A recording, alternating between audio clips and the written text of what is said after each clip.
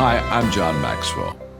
When the top companies in the world are looking for trainers, speakers, and coaches, there's one name that stands above the rest, and that's Maxwell Leadership. Our certified team members have gotten proven results for companies all over the globe, and our reputation, I'm proud to say, is second to none. Some of our members have risen to the top of their profession, including the one you're going to meet today. I proudly introduce you to my friend Bob Fabian Zinka. Welcome to the Leadership and Success Podcast with your host, Coach BZ, where we help you lead with purpose and succeed with impact. If you're ready to grow into the kind of leader others want to follow, this podcast is for you. If you're determined to elevate your success and leave a lasting legacy, this podcast is for you. As my mentor, Dr. John C. Maxwell reminds us, everything rises and falls on leadership. Our goal is simple: to inspire you, challenge you, and equip you with insights that can transform the trajectory of your leadership journey. Welcome aboard to another episode of the Leadership and Success Podcast with Coach BZ. Wisdom or folly. All right.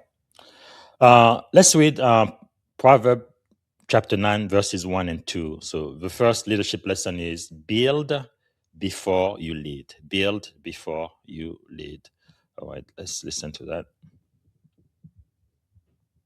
Verses 1 and 2.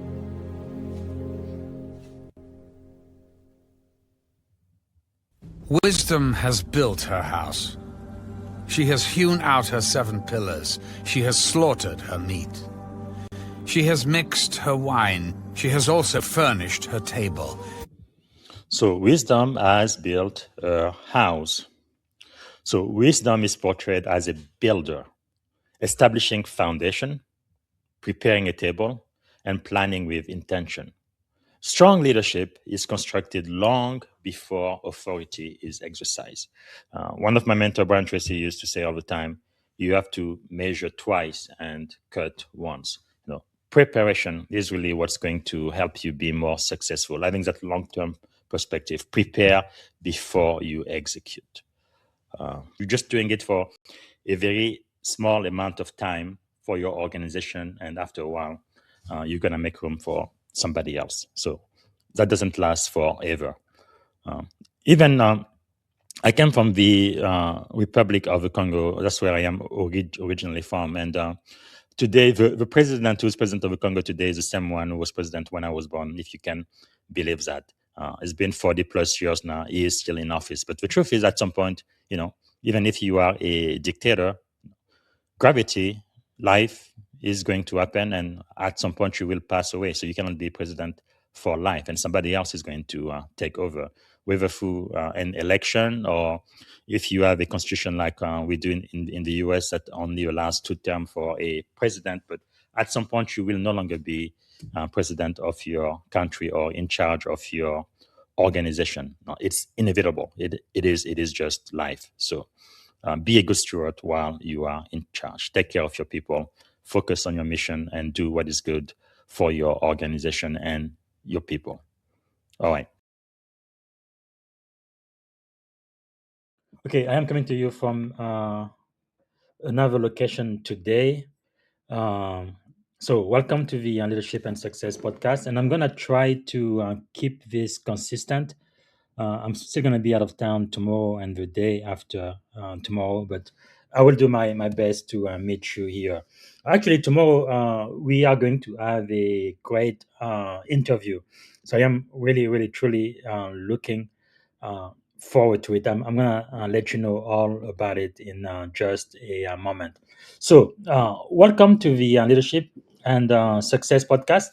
And like every day this month, you guys know I am just so excited, right? Grateful for Black History Month, right? I believe every day this month we are going to celebrate Black history because Black history is American history. So I kind of have two, I guess, vignettes to celebrate that. One is what happened in history today. Today is February the 9th. So what happened on February the 9th during our history. And then also I want to celebrate American military first, right? African American first in the military. So let's start with what happened today. So on February 9, let me share my screen. On February 9, 1960, 4 weeks before her high school graduation, the home of Carlotta Walls was bombed. And this is during the segregation. The U.S. had to send Marshall to the school there in Little Rock, Arkansas, because the governor actually used the National Guard to make sure that blacks or Negroes, like they called them back then, wouldn't mix with their white kids in school. So Carlotta Walls was just 14 years old, and uh, she became the youngest member uh, of the Little Rock Nine, the nine black students who integrated Little Rock Central High School in 1957. 3 years after Brown v. Board of Education declared segregation school unconstitutional. That courage came at a devastating cost. So in September 1957, Arkansas Governor Orval Forbes he ordered the National Guard to block black students from entering the school only after President Dwight D. Eisenhower federalized the guard where the student escorted inside through mobs, threats, and daily terror. Can you imagine that? A black kid just wanting to go to school just to get an education, and this is the kind of nonsense they had to go through. It's really unbelievable, isn't it? And this is only like in the 60s, so it's not that long ago. This is not like ancient history. This was after World War II. That is pretty crazy, isn't it? But despite harassment, isolation, and violence, Charlotta stayed in school. Then on February 9, 1960, a bomb exploded at her family's home while she and her mother and her sister were inside. Can you believe that? Some white supremacist, vicious, racist, good for nothing, wanting to kill this young girl just because she wanted to go to school. How does that make sense? But thank God for a miracle, no one was killed. And instead of pursuing the real perpetrator, the police arrested and brutally beat her father, which again doesn't make any sense. And two young black men, friends of the family, were later convicted, despite Carlotta believes that they were innocent. Anyway, this is what happened in our very complicated history here in America, February 9, 1960.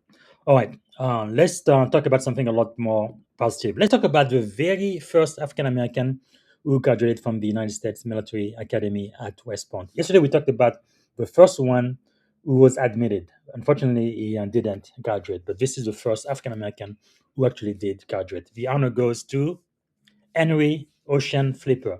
So Henry Ocean Flipper was not the first African American again admitted to the academy, but he was the very first one to endure, persevere, and graduate. So he was born into slavery in Thomasville, Georgia, 1856, and Flipper entered West Point in 1873. He did so in an environment shaped by isolation, hostility, and daily racism, even in the US Army, if you can believe that. Like those before him, he was ostracized by fellow cadets, forced to eat alone, and subjected to constant taunts designed to break his resolve. But they all failed. In 1877, Henry Ocean Flipper became the very first African American graduate of West Point, and here he is. Very proud, a Army officer, and the very first one who graduated from the academy. All right, so we do want to remember history. So I'm going to play a short video about, again, what happened, the unfortunate event of February 9, 1960 in Little Rock, Arkansas. Here we go. What about you, sir? Do you think the colored students will show up?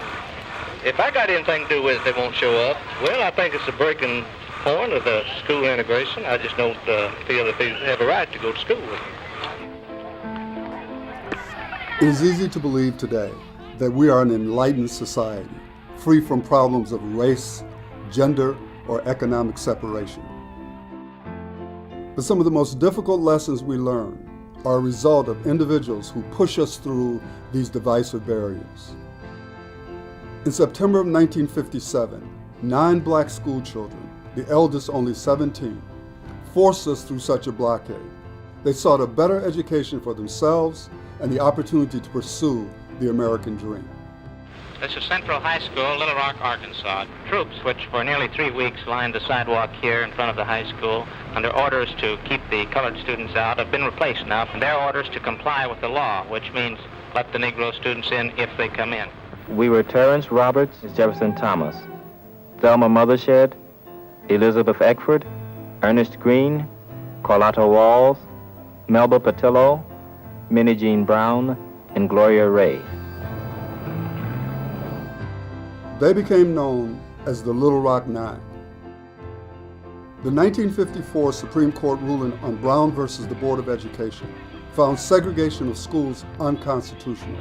But as the Little Rock Nine approached the high school, segregationists swarmed the campus.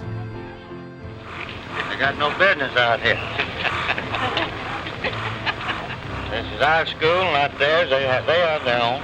As the violence escalated, one schoolgirl, Elizabeth Eckford, was threatened by an angry mob chanting, "Lynch her, lynch her." President Dwight Eisenhower intervened in Little Rock and set a precedent for our nation as a whole. Such an extreme situation has been created in Little Rock. This challenge must be met, and with such measures as will preserve to the people as a whole their lawfully protected rights in a climate permitting their free and fair exercise. In the present case, the troops are there pursuant to law, solely for the purpose of preventing interference with the orders of the court. On September 25, 1957, the 101st Airborne Division and 10,000 National Guard troops escorted the Little Rock Nine as they walked bravely past screaming mobs and made their way to the classrooms of Little Rock Central High School. Just got a report here on this end that the students are in. Do you feel it's worth it going through this? Yes, I do. These 9 heroes were willing to step forward and in doing so altered the course of history. Marquette University is honored to bestow upon them the Pierre Marquette Discovery Award for this extraordinary contribution to the advancement of education for all people. The Little Rock Nine stand not just for racial equality, but also for the promise upon which our society is founded: opportunity and equality for all willing to strive, struggle, and achieve.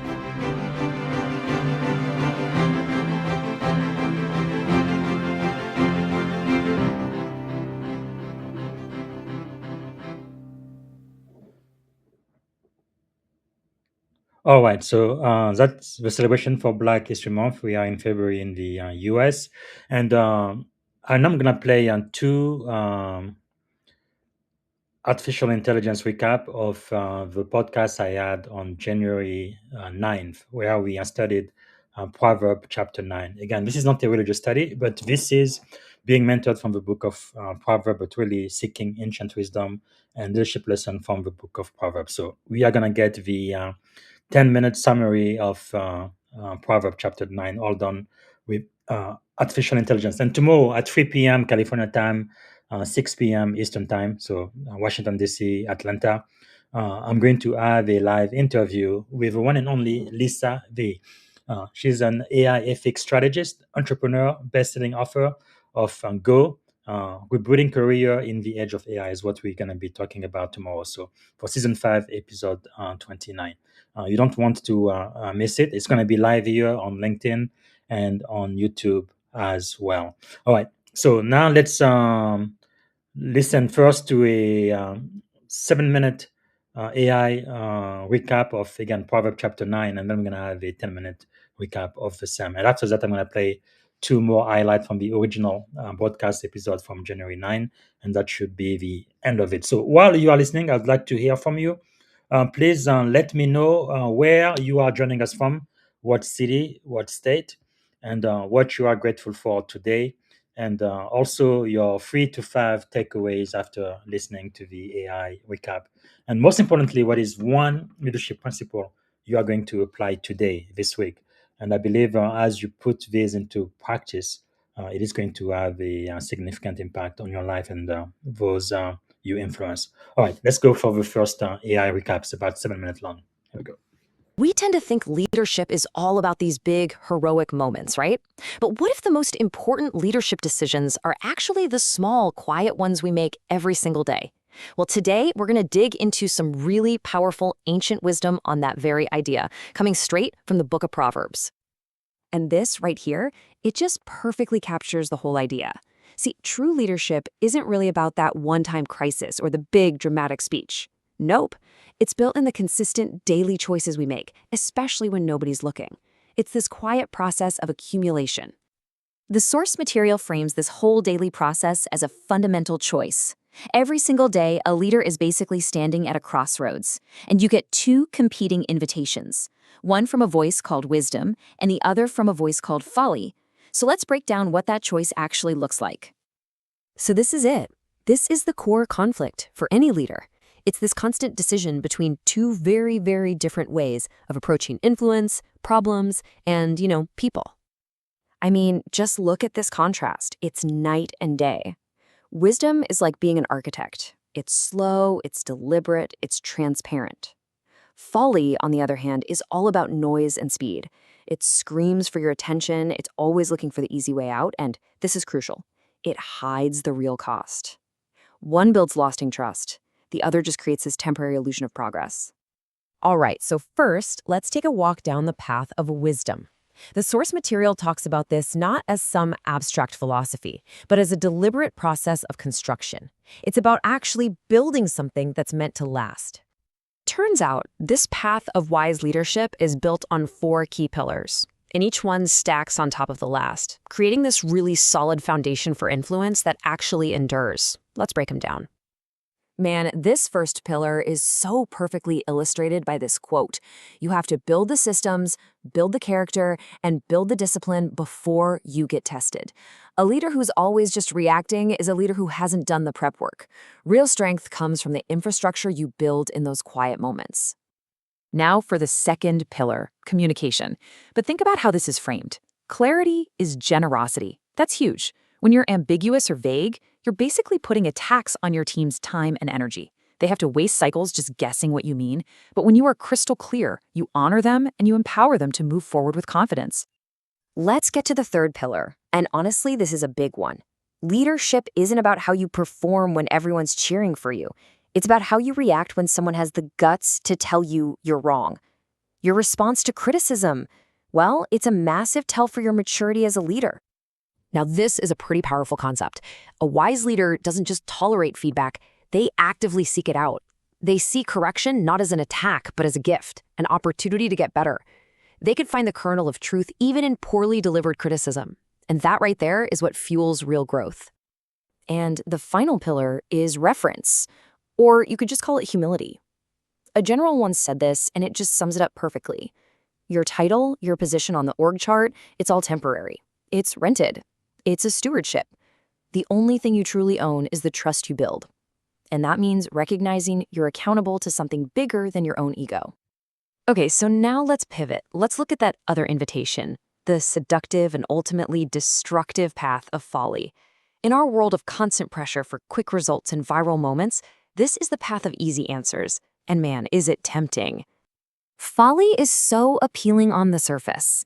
It often comes packaged with tons of charisma and this loud, bulletproof confidence, promising you the world without the hard work. It's kind of like the leadership equivalent of chasing clicks over creating substance. But the reality? It's a totally different story. That charisma can hide incompetence, noise is not the same as wisdom, and those easy paths, they always have hidden costs. And this right here? This is folly's sales pitch. The shortcut, the secret deal, the thing that feels like you're getting away with something, it feels good in the moment. It's a really tempting offer. And there's the punchline. That's the hidden consequence. The stolen water leads to a place of decay, a place of collapse. The price for that shortcut is always paid. Eventually. So the crucial point here is that these aren't just one-off decisions, they are small, daily habits.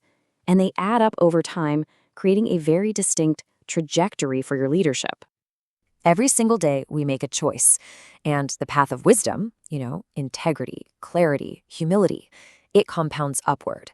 It builds credibility, then trust, then lasting influence. But the path of folly, the shortcuts, the ego, the secrecy, it compounds downward. It erodes trust until eventually everything just collapses. It happens quietly and then all at once. So what does this all boil down to?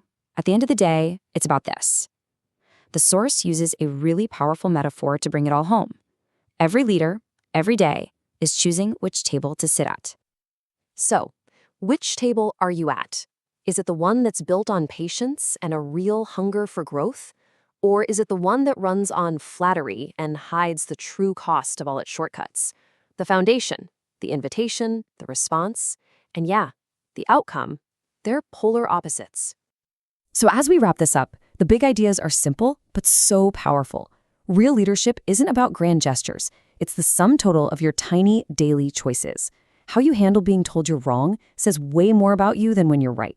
Remember that those small, consistent actions are what build a legacy that actually lasts. And please, never mistake the loudest voice in the room for the wisest one. Because in the end, your leadership is defined by one simple thing: the voice you choose to follow. And that brings us to the final and maybe the most important question. It's really one for you to think about. When the pressure is on, when no one is around to see what you do, what is the anchor that holds your decisions firm? Because really, that answer defines everything. Welcome, everyone. Today we're diving deep into an age-old piece of wisdom, a set of leadership lessons straight from Proverbs Chapter 9, where leadership isn't forged in a single defining moment, but built daily. Absolutely, it's so true. Every day, every little decision shapes who we are as leaders, right? Right, exactly. Proverbs 9 actually lays out two distinct invitations: the allure of wisdom versus the seductive pull of folly. Yes, indeed. And both seem so legitimate at first glance, but only one truly leads to a legacy of integrity and growth. Exactly. It's like you're standing at a crossroads and the steps you take, from building character to handling correction, compound over time, determining whether you'll endure or crumble under pressure. I love that imagery. And what really stood out to me was the idea of build before you lead. I mean, you can't simply thrust leadership upon a shaky foundation. Yep, it's like before you even step into the spotlight, you've got to lay the groundwork, develop your character, your systems, and your culture. The wisdom here is measure twice, cut once before you delegate. Right on. So true. And that concept of nurturing your organization before inviting others in really underscores that leadership is a long-term commitment, not just a title. Exactly. And it's also about the choices we make. For instance, Lesson 5 reminds us that every decision, no matter how small, compounds over time. You build trust, or conversely, diminish your credibility bit by bit. Absolutely. Right, it's like those daily habits add up. One moment of integrity builds trust, a currency that lasts far longer than a quick, easy win. And then there's lesson 2. Clarity is an act of leadership generosity. It's about being upfront, not with manipulation or ambiguity, but with a clear vision that invites people to grow. That clarity really shows respect for your team. Exactly. There's no tax on confusion when your mission is clearly stated. A leader who communicates with clarity is essentially saying, I value you enough to be straightforward. Precisely. And when you combine that with lesson 3, which talks about how correction reveals character, you start to see the full picture. A leader who welcomes correction grows stronger, whereas one who fears it finds their foundation eroding. Yes, absolutely. That's a critical point. Accepting feedback, even when it's wrapped in frustration, can be a true measure of maturity. It's almost like turning every critique into a stepping stone. Right, it's not just about handling praise gracefully, but also about mining the gold out of even the hard criticism. Although I do wonder sometimes, shouldn't a certain level of confidence be celebrated too? That's a fair observation, but I think the point is that loud confidence can be a distraction. Often it's more about the noise than the substance. Exactly. And that brings us right into lesson 6. Loud confidence is not competence. It's a caution that charisma or volume doesn't necessarily reflect true capability. Yes, absolutely. It reminds me of those leaders who make grand promises with lots of fanfare, but then struggle when challenges actually hit. Real leadership isn't about the show, it's about consistent, disciplined action. Exactly. And if you think about lesson 7, it really sharpens that point. Short-term pleasure has long-term cost. There's a seductive comfort in shortcuts, but every time you opt for immediate gratification, you stake a claim on a future burden. Absolutely, no doubt about it. It's like stealing a sip of sweet water, only to end up paying a heavy price later on. The hidden consequences eventually catch up with you. Yes, and that idea, that every choice has hidden costs, is a constant reminder that leadership is, never neutral. It's a series of decisions guiding us toward either growth or decay. Right, exactly. And tying it all together, Lesson 4 on reverence shows us that leadership must be anchored in humility and accountability. Without reverence, genuine respect for ethical values, leadership drifts into ego and entitlement. Right, it's so essential to have that moral grounding. Without it, you might climb the ladder quickly, but you risk, losing your way when no one is watching. Indeed. It's almost like in high-stakes arenas such as military or cybersecurity, that grounding is everything. It keeps decisions pure and focused on service rather than self. Exactly. And the overarching message here is that leadership is a continuous choice. Every invitation you face, every decision you make, even those tiny moments, plays a role in shaping your legacy. Absolutely right. It's humbling to realize that leadership isn't about the grand gestures alone. It's about daily intentional actions, like choosing short-term discipline over easy wins. And that's where those reflective questions come in. Are we building for sustainability? Are we inviting growth? Are we embracing correction rather than silencing dissent? Each of these questions is a call to evaluate our leadership practices. Yes, indeed. I appreciate how this approach isn't merely theoretical but provides practical steps. It's really a blueprint for ethical leadership, whether you're leading a tech team or a military unit. And it's inspiring how timeless these lessons are. They remind us all, no matter our field, that our leadership is ultimately about the choices we make, the tables we set for our teams, and the legacy we will leave. Absolutely, yes. And it's also a call for self-reflection. It subtly challenges us to ask, what am I neglecting in my leadership infrastructure? Or, is my clarity inviting growth or breeding confusion? Exactly. It pushes us to be better every day.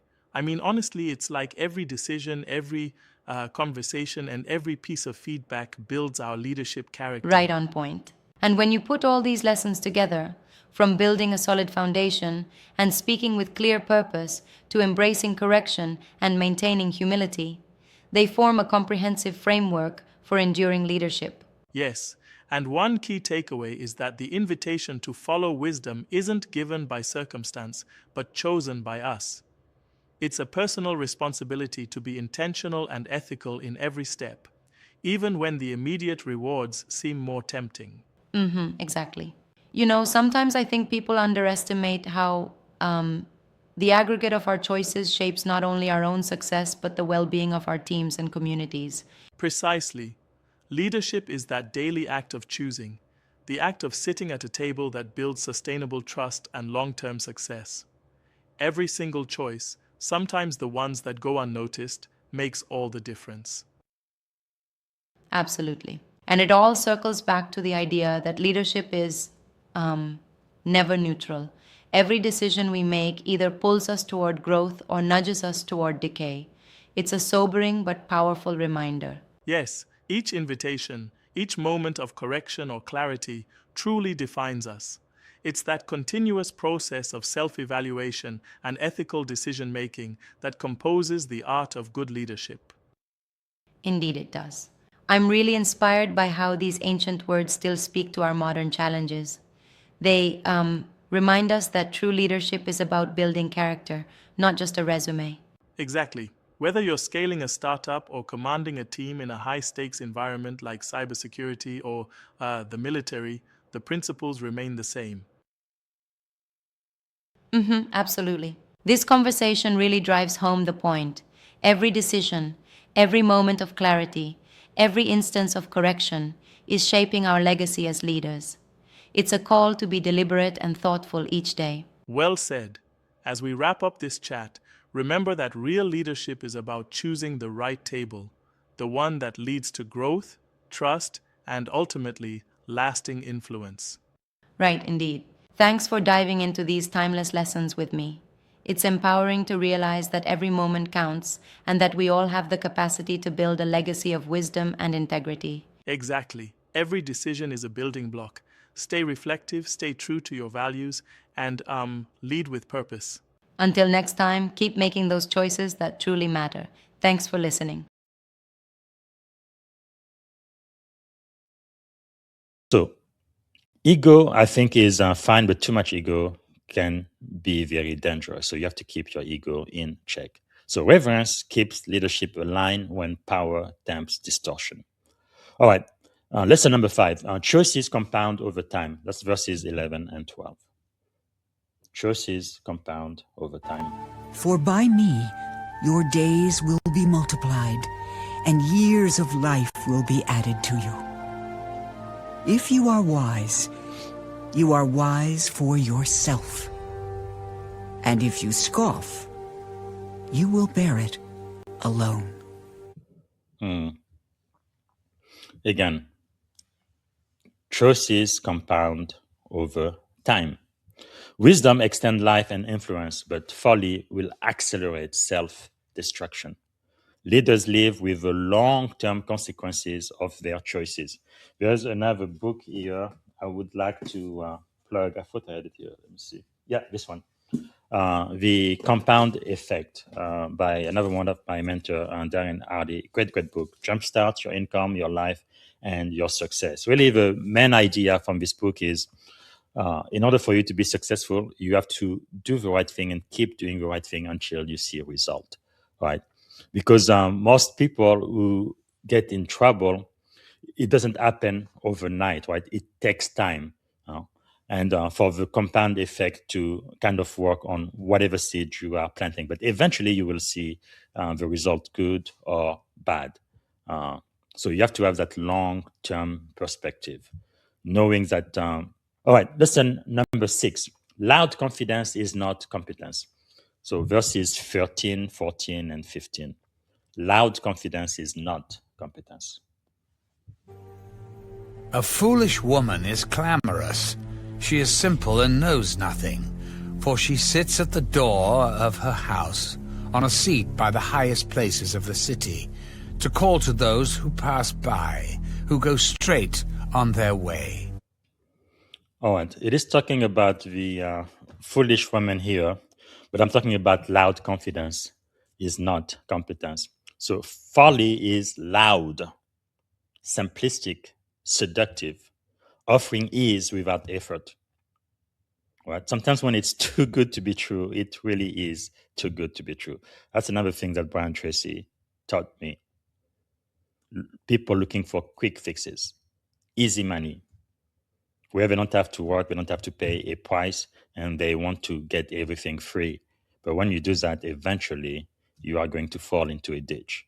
Right? Poor leadership often masquerades as bold certainty. Sometimes it's very, very loud. You see advertising everywhere, but just because somebody is loud doesn't mean that they are right. So how do we apply this? Beware of leaders who promise outcomes without discipline, and test confidence against substance. So are you drawn to what is easy or what is right? There's a difference. There's usually a price to pay for what is right.